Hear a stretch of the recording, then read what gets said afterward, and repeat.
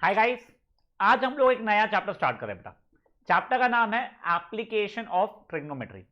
बेटा ये application of trigonometry chapter के पहले मेरा आपसे जेन्युइन लेवल पर रिक्वेस्ट है। बेटा देखो वो अपना ये था ना, ये टेबल जो बनाते हैं 030 स्टैंडर्ड एंगल वाला, ये वाले जो थे हमारे, बेटा आपको ये टेबल बनाना आना चाहिए।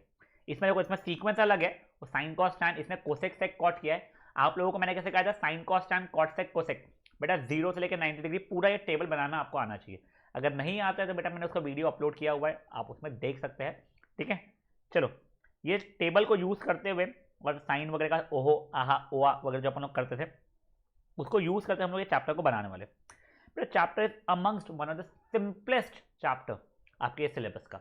जनरली स्पीकिंग छोटा सा है, एक एक्सरसाइज है, हम एक्स्ट्रा क्वेश्चंस भी करने वाले हैं बेटा। इसमें इसमें सिर्फ आपको क्या करना रहेगा बेटा, आपको इंग्लिश में लिखा रहेगा क्वेश्चन, आपको मैथमेटिक्स में नहीं, आपको डायग्राम में कन्वर्ट करना है। बहुत सिंपल रहने वाला है। ठीक है, देखो पहले अपन बेसिक से ये डायग्राम को समझते हैं। एक लड़की है, ठीक है, अब इंसान अपनी आंखों से देखता है। ठीक है, तो देखो अगर मैं ऐसे देख रहा हूं, ठीक है, या फिर चलो मैं ऐसे देखता हूँ, उस लड़की का मैं ऐसे देख रहा हूं बच्चा लोग। ठीक है, तो ये मेरा हॉरिजॉन्टल लाइन हो गया बच्चा लोग। ठीक है, तो वही देखिए ये हॉरिजॉन्टल लेवल, मतलब जो हम लोग जिससे सीधा मुंह रखते हैं वो हमारा हॉरिजॉन्टल लेवल हो जाता है। अब मान लो मैं कोई ऑब्जेक्ट ऊपर लोकेटेड है, मैं उसको देख रहा हूं, तो मेरी ऐसा आंखें उठाऊंगा मैं, मेरी पहले ऐसी थी अब ऐसी उठाऊंगा, तो अब मेरे लिए ये जो मेरे आंखों का लाइन था वो ऐसा ऊपर चले गया है। आंखों का लाइन देखिए, ये वही है उसका भी, आंखों की लाइन जो उड़ गई है, ये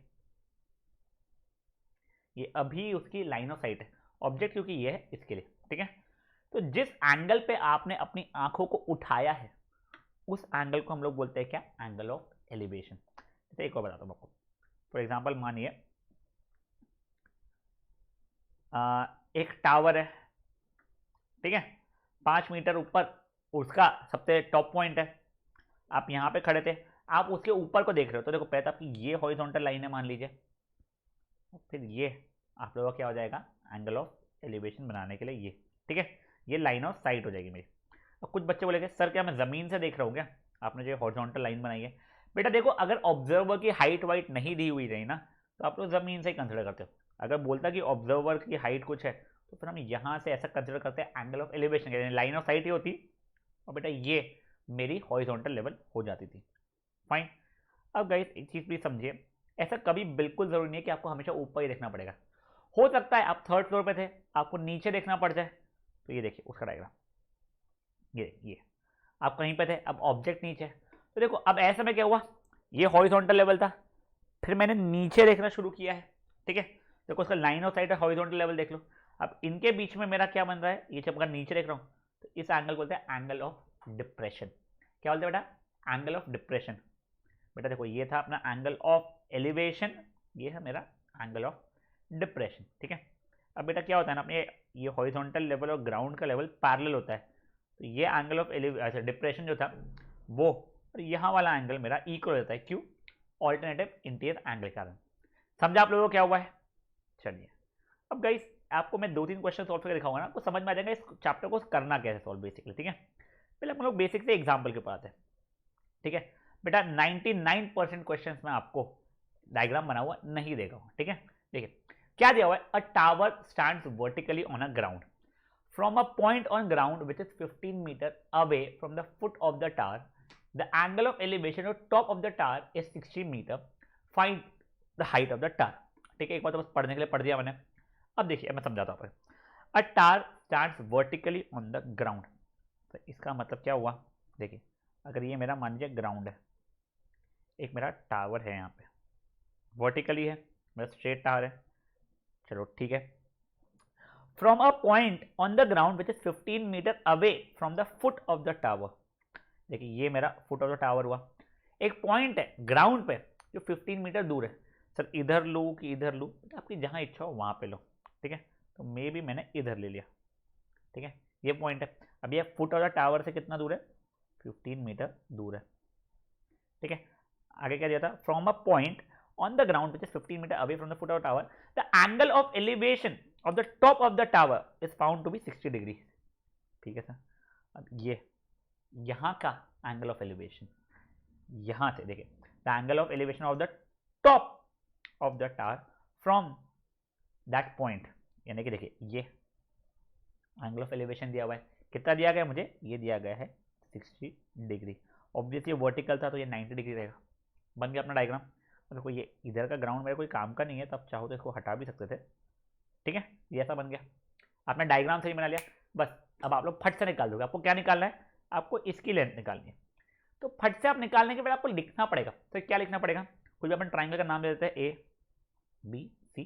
तो डायग्राम जो बनाए हो आपको बताना पड़ेगा, let A B be the tower, ठीक है, and C be the point of observation, जहां से मैं ऑब्जर्व करूँ, ऑफ ऑब्जर्वेशन, ठीक है।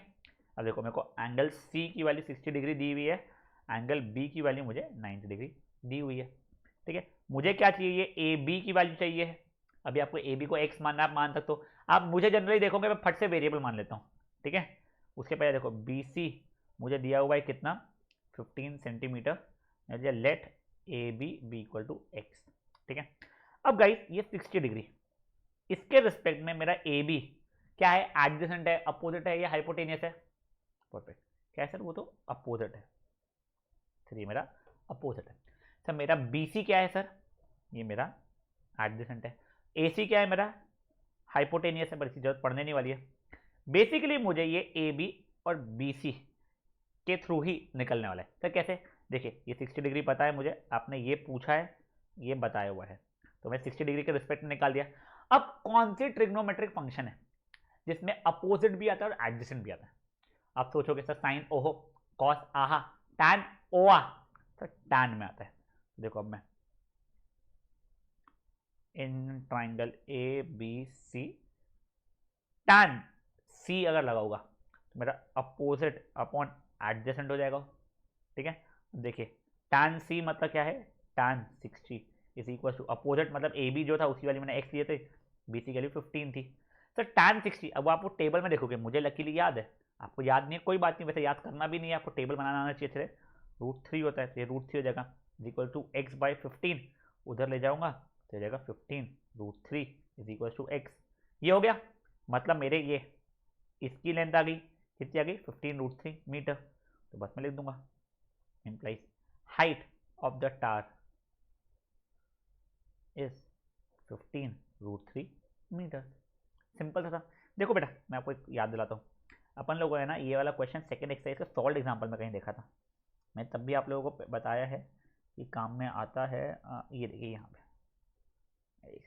ये देखिए, ये याद है ऐसे वाले कि हमको एक एंगल दिया हुआ है, एक लेंथ दी हुई है राइट एंगल ट्राइंगल में, तो हमको ये निकालना और ये निकालना आता था। कभी साइन लगाओ या कॉस लगाओ या टैन लगाओ कुछ करके, एग्जैक्टली वही चीज़ तो अभी हम लोगों ने किया है बच्चा लोग। क्या किया हम लोगों ने, हमें पहले से ये वाला एंगल पता था और ये वाली लेंथ पता थी, हमने ये लेंथ निकाल दी है, ठीक है। कोई बच्चे ये भी बोलते थे सर कॉट लगाने पे भी तो आना चाहिए था, तो देख लो फट से, कॉट 60 इज इक्वल टू, अब एडजेसेंट बाय अपोजिट होगी तो B C by A B होती थी। कॉट 60 मतलब 1/√3 होता है, बी सी के लिए वही 15, ए बी के लिए एक्स, क्रिस क्रॉस करते हैं, एक्स के लिए 15 √3 ही आती थी। देखो यहाँ पे भी आपकी 15 √3 ही आई है, ठीक है। तो आप कॉट लो या टैन लो, आंसर सेम ही आता है। मैंने मेजरली देखा है बच्चे लोग साइन कॉस टैन में ही कंप्लीट करते हैं, वो कॉट सेक कोसेक वगैरह लेते नहीं है, ठीक है। तब आपके ऊपर बेटा, आपको कॉट अच्छा लगता है आप कॉट ले सकते हो, फाइन। बेटा ये मेरा एग्जाम्पल 1 था। मेरा सजेशन ये है, छापना मत, खुद से करना और प्रॉपरली लिखना पड़ता है। मेरा बस डायग्राम बनाया, कॉट लगाया, टैन लगाया, आंसर लगाया, वैसा नहीं चलता है बेटा, ठीक है। तो गाइस ये एग्जाम्पल को पॉज करके आप लोग सॉल्व कर लीजिए। चलिए नेक्स्ट एग्जाम्पल नंबर 2 पे आ जाते हैं बच्चा लोग अपन लोग, ठीक है। यस बेटा डायग्राम को मत देखिए बच्चा लोग प्लीज, ठीक है। वैसे हाँ एक और चीज, सर ये √3 की वैल्यू नहीं डालना पड़ेगा क्या, नहीं बच्चा, अगर आपको दी हुई नहीं है तो मत डालना। अगर आपका मान लो गलती से आंसर था 15/√3 आता ना, तो इसको रैशनलाइज जरूर करना पड़ेगा आप लोगों को, ठीक है ना। चलो ठीक है सर। अब गाइस ये डायग्राम को प्लीज मत देखिए, मैं थोड़ा सा हटाने की कोशिश करता हूँ, आई होप हट गया, यस इतना हटा सकता था मैं, ये।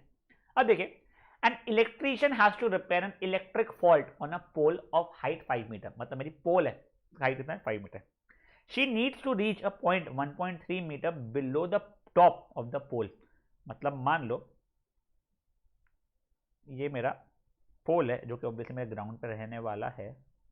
ये मेरा 1.5 नहीं 1.5 मीटर होता, 5 मीटर था ना, 5 मीटर का पोल है। अब इलेक्ट्रीशियन को यहाँ पे ठीक नहीं करना है, उसे कितना नीचे करना है ठीक, उसे करना है 1.3 मीटर नीचे। मतलब कोई पॉइंट यहाँ पे होगा जहाँ पे फॉल्ट होगा। तो ये कितना दिया हुआ है, 1.3 मीटर दिया हुआ है। चलो ठीक है, उसे वहाँ पे ठीक करना है। What should be the length of the ladder that she should use which when inclined at 60 degree to the horizontal, horizontal मतलब ground, ठीक है, would enable her to reach the required position। मतलब क्या है, कौन सी लैडर लेके आऊँ such that मुझे ये पॉइंट पर पहुंचना है और ग्राउंड पे रखूँ तो ग्राउंड का मेरा ऐसा 60 डिग्री एंगल बना सके। समझे चीज क्या हुआ है? देखिए एक और डायग्राम समझते हम लोग। हमें उसने बोला था 5 मीटर लंबा, सॉरी 5 मीटर लंबा कोई पोल है ग्राउंड के ऊपर। चलिए ठीक है सर, मान लीजिए ये पोल है, ये ए बी पोल है, ठीक है। तो ए बी मेरा पोल है, इसकी लेंथ है 5 मीटर, ठीक है। अब ये फॉल्ट 1.3 मीटर नीचे था, पॉइंट सी पे था। लेट फॉल्ट बी एट सी, ए सी की वैल्यू कितनी थी 1.3 मीटर। चलो ठीक है, अब मुझे यहाँ पे एक लैडर लगाना था जो सी तक के पहुँच सके ग्राउंड से। तो कुछ ये ऐसा पहुँच रहा होगा सच दैट मेरा एंगल ऑफ एलिवेशन ये लैडर का 60 डिग्री हो, ठीक है। तो ये इसको डी मान लो कुछ, मैं लिख दिया सी डी क्या है बेटा मेरा, ये मेरा लैडर है। अब देखिए ये ए बी मेरा 5 मीटर दिया हुआ है, मेरा ए सी 1.3 मीटर दिया हुआ है। तो मैं वो सॉल्व करके दिखा देता हूँ यहाँ पे। मेरा B C is equal to कितना जाएगा 5 माइनस 1.3 मतलब 3.7 मीटर हो जाएगा। चलो ठीक है, ये कितना हो गया मेरा 3.7 मीटर हो गया, और ये मेरा 90 डिग्री था। फाइन। अब मुझे क्या पूछा है, कितनी लंबी लैडर होनी चाहिए। चलो ठीक है सर, मतलब मुझे उसने डीसी की वैल्यू मांगा है। अब देखो ये 60 डिग्री है, इसके लिए ये अपोजिट है और ये हाइपोटेनियस है, ठीक है। Let D C B equal to x मैं लेके चल रहा हूँ, मेरे को एक्स और वाई कंफर्टेबल लगता है, डी सी लिखना अच्छा रहता है। चलो ठीक है, तो देखो in triangle B C D tan D, tan नहीं सिर्फ टैन क्यों लगेगा सर, अब तो मुझे क्या चाहिए, ये अपोजिट और ये हाइपोटेन्यूस, तो मैं साइन लगाऊंगा। चलो ठीक है सर, तो sine 60 is equals to opposite, सही साइन 60 का साइन डी लिखता हूँ मैं, मुझे मैं डी पे लगाया, sine D is equal to opposite upon hypotenuse. अब मेरा डी कितना बच्चा लोग 60 डिग्री है, तो sine 60 is equal to B C की वैल्यू 3.7 अपॉन डी सी की वैल्यू पता नहीं है, उसको मैंने एक्स माना है, ठीक है। साइन 60 की वैल्यू होती है √3/2 is equal to 3.7 by X implies इधर उधर करता है एक्स की वैल्यू कितनी आ रही है 3.7 into 2 upon √3 which is what 7.4 upon √3। Sir अब क्या, कुछ बेटा राशनलाइज करो, और नीचे √3 से मल्टीप्लाई किया तो 7.4 √3 द होल बाई 3, ठीक है। बेटा अगर आपका राशनलाइजेशन वीक है, आपको इशू आता है, आपको पिछले चैप्टर में भी इशू आया था, तो प्लीज़ लेट मी नो, मैं आप लोगों को राशनलाइजेशन के वीडियो जो हमारे 9th में थे मैं वो भी आपका शेयर कर सकता हूँ। चलो ठीक है, तो ये इतना मीटर आ गया। बट जब मैंने क्वेश्चन में आगे पढ़ा तब मुझे रियलाइज हुआ, अच्छा इस क्वेश्चन में दिया हुआ है क्लियरली यूज √3 एज 1.73, ठीक है सर। तो देखिए कितना हो गया 7.4 इंटू 1.73 द होल बाय 3। अब बेटा मैं इसको सॉल्व करूंगा, चलो मैं कैलकुलेशन वगैरह करके नहीं दिखा रहा हूं आपको, उसको सॉल्व करूंगा तो मेरी वैल्यू आ रही है 4.28 अप्रोक्सीमेटली, मैं सॉल्व करके नहीं दिखा रहा हूँ, चलो ठीक है ना, which is equal to 4.28 metre. आपको लगा यहाँ पे खत्म हो गया, बट नहीं, आपने एक्चुअली क्वेश्चन पूरा नहीं पढ़ा था। ये देखिए हम लोगों ने एक्चुअली में कहाँ तक खिलाया, हमने ये तो बता दिया है कि हमारी जो लैडर जो बंदी यहाँ पे जो दिखा रहे हैं, ये बंदी जो चढ़ रही है इसकी लैडर बीसी कितनी लंबी है, बट उसमें आगे ये भी पूछा है, ये भी बताओ कितना दूर रखूंगा मैं लैडर को, कहाँ से, फुट ऑफ द टार से, ठीक है। ये देखो यानी मुझे ये यहाँ का डीसी की जरूरत भी है, मतलब सर मुझे यहाँ पे आपने बी डी भी पूछा है, मैंने यहाँ पे let B D B equal to Y कर लिया, ठीक है। देखिए मेरा ये एक्स है, ये वाई है। अब देखो, अब मैं tan 60 लगा के ये और ये इससे y की वैल्यू भी निकाल सकता हूँ, तो मैंने वो कर लिया। देखिए टैन क्या था बेटा, वो एंगल का नाम डी था, tan D is equals to I think B C upon B D, is equals to B C upon B D, यानी tan 60 is equal to 3.7 upon Y. Tan 60 की वैल्यू होती है √3 is equal to 3.7 upon Y. इधर उधर के तो Y की value होगी 3.7 अपॉन √3। रैशनलाइज किया बच्चा लोग मैंने, तो हो गई 3.7 √3 अपॉन 3। और मुझे बताया गया था √3 की वैल्यू कितनी लेनी है क्वेश्चन के लिए, 1.73 अपॉन 3। अब गाइस देखो, इसको भी मुझे सॉल्व करना पड़ेगा, और मैं आप लोगों को इतना सॉल्व वॉल्व करके दिखा नहीं रहा हूँ। आई होप आप लोग सॉल्व कर लोगे, और ये आंसर जाता है 2.14 अप्रोक्सीमेटली आता है, which is equals to 2.14 metre. तो खत्म। इम्प्लाइज लेंथ ऑफ लैडर कितना हो गया मेरा, 4.28 मीटर था, and distance from foot of tower, from foot of tower कितना हो गया मेरा, 2.14 मीटर। समझाएगा ये क्या चल रहा है लाइफ में मेरे।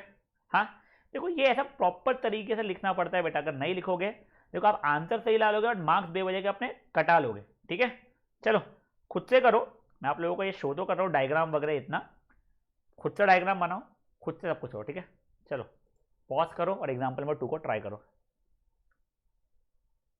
ये देखिए, कोई बच्चा देखना चाहता है तो अभी मैं उसको कैसे मैंने लेंथ ऑफ ये लैडर निकाली है वो दिखा रहा हूँ। ठीक है,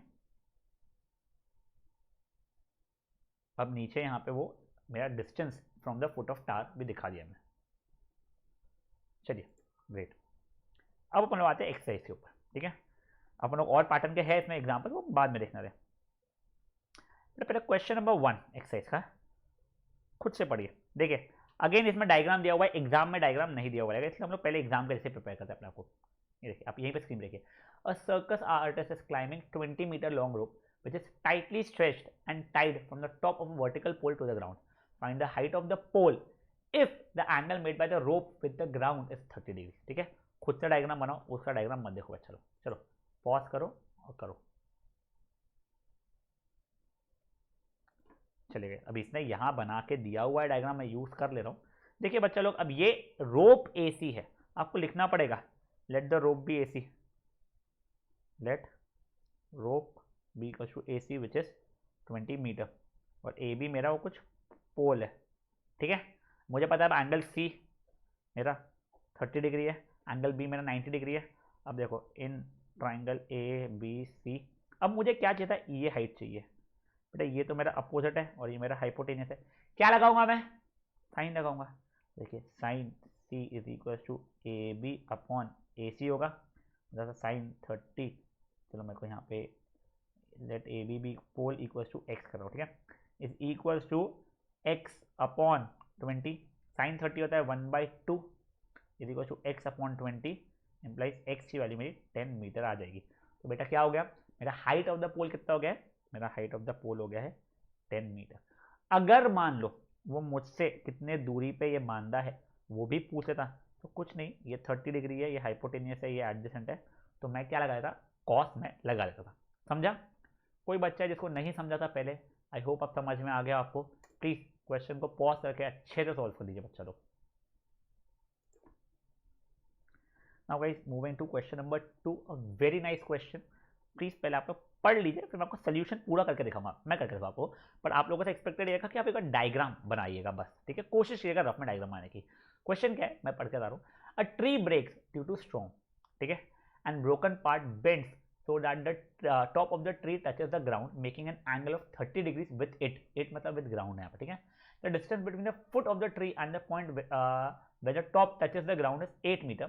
Find the height of the tree, find the height of the unbroken tree है जो पहले थी ट्री वो। ठीक है, पढ़ो एक बार क्वेश्चन, मुझे पता है एकदम से समझा नहीं होगा, पॉज करके पढ़ो क्वेश्चन को, डायग्राम बनने की कोशिश करो। चलिए अब गाइस देखिए हमें क्या दिया गया था, ये मान लीजिए मेरा ग्राउंड है। ठीक है, यहाँ पे एक ऐसा झाड़ था। ठीक है, ये ए बी मेरा ट्री था, let A B be the tree. ठीक है, स्टॉर्म के कारण ये कोई पॉइंट से टूटा, म्हणजे सी पॉइंट से टूटा।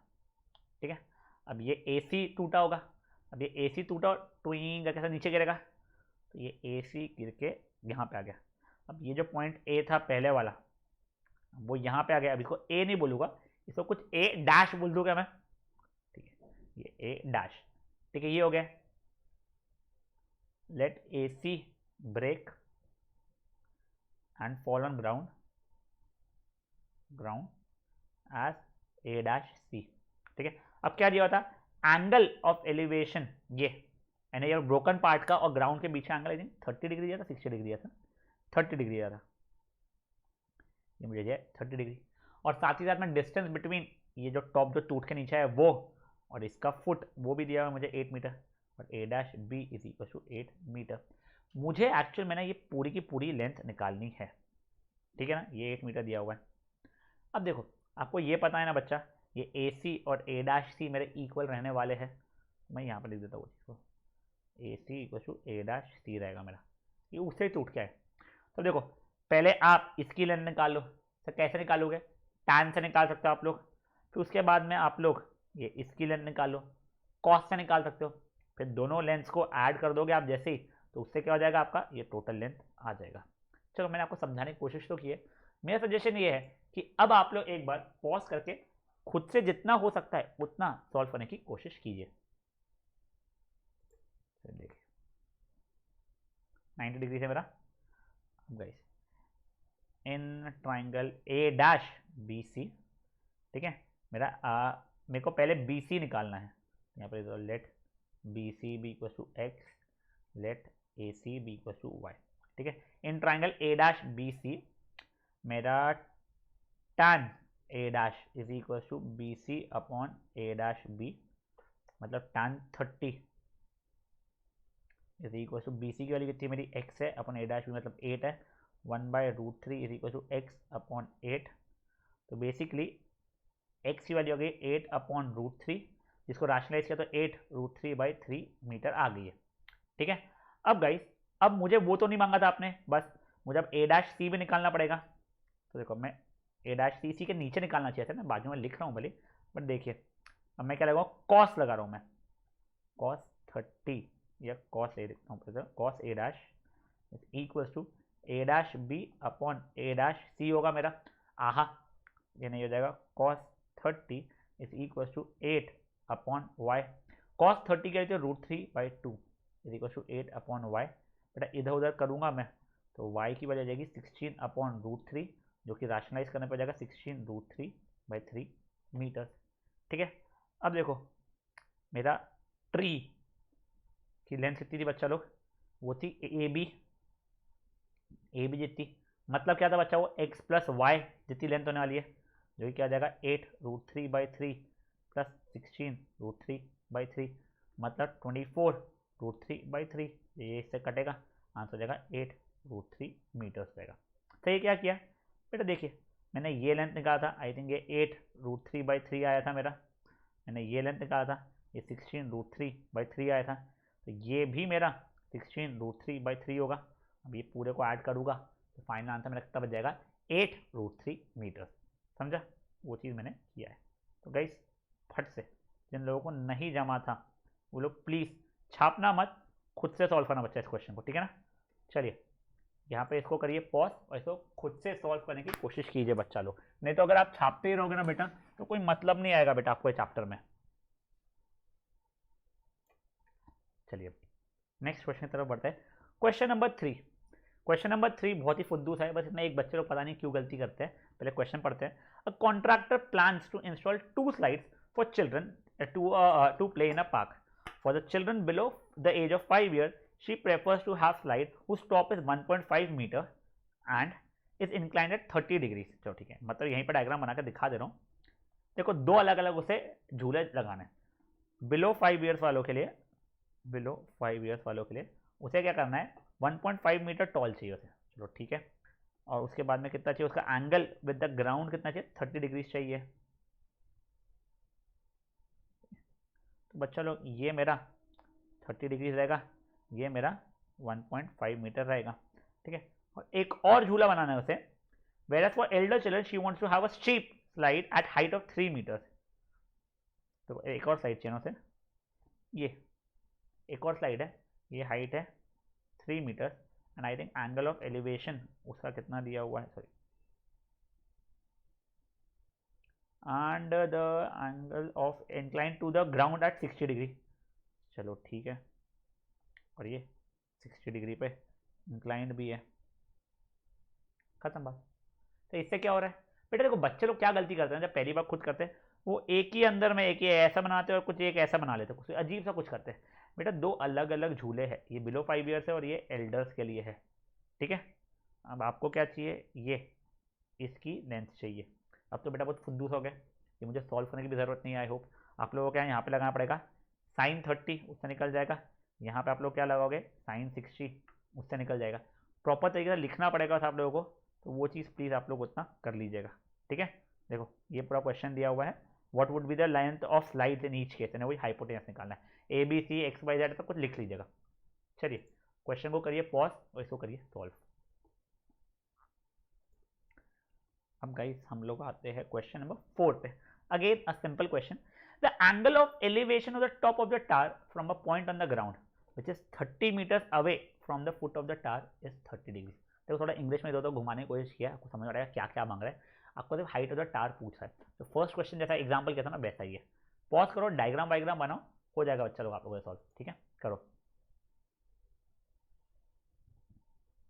चलिए मैं आप लोगों के लिए डायग्राम बना के देता हूँ। मैं सॉल्व करके नहीं देने वाला बच्चा लोग आपको, ठीक है ना। नहीं क्या दिया, the angle of elevation of the top of a tower, मतलब सर ऑब्वियसली ग्राउंड है, उसके ऊपर कुछ भी टावर है, वो ए बी नाम दे दीजिएगा, बोलिएगा let A B the tower and the point B C on the ground, ठीक है।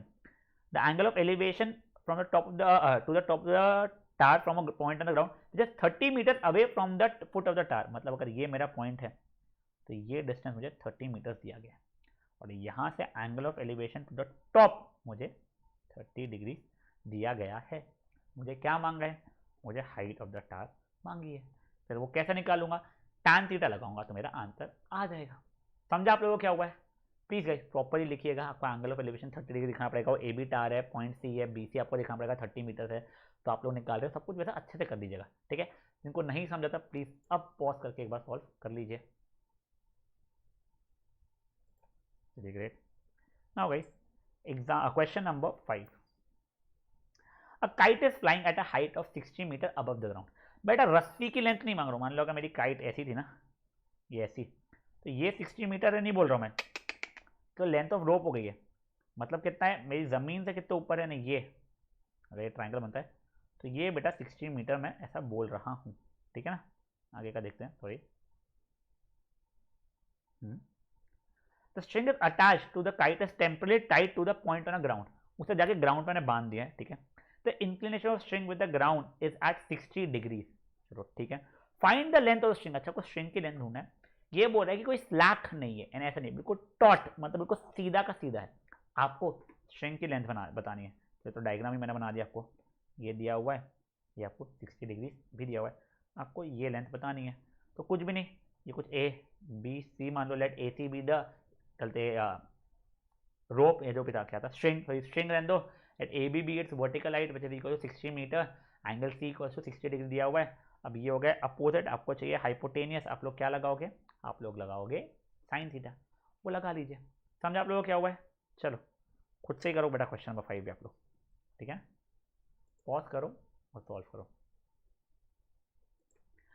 गाइस आप लोग प्लीज़ अपने आंसर से एनसीईआरटी के पीछे चेक कर लीजिएगा, आप लोगों के वैसे आंसर सही आए होंगे। आई होप आप लोगों ने फाइनल मैंने मीटर किलोमीटर सेंटीमीटर जो भी रहता है यूनिट भी लिखा है, ठीक है। गाइस देखो मैं आप लोगों को इसलिए सॉल्व करके ये वाले क्वेश्चन नहीं दिखा रहा हूँ क्योंकि ये क्वेश्चन सिंपल तो है ही, प्लस आप लोग जब खुद से करोगे ना सॉल्व तब आप लोग अच्छे समझेगा। और अगर नहीं आ रहा है तो बेटा मेरा नंबर भी दिया हुआ है, आप लोग व्हाट्सएप ग्रुप में एडेड भी हो, आप उसमें मुझसे क्वेश्चन पूछ सकते हो, ठीक है। चलिए बाय गाइस।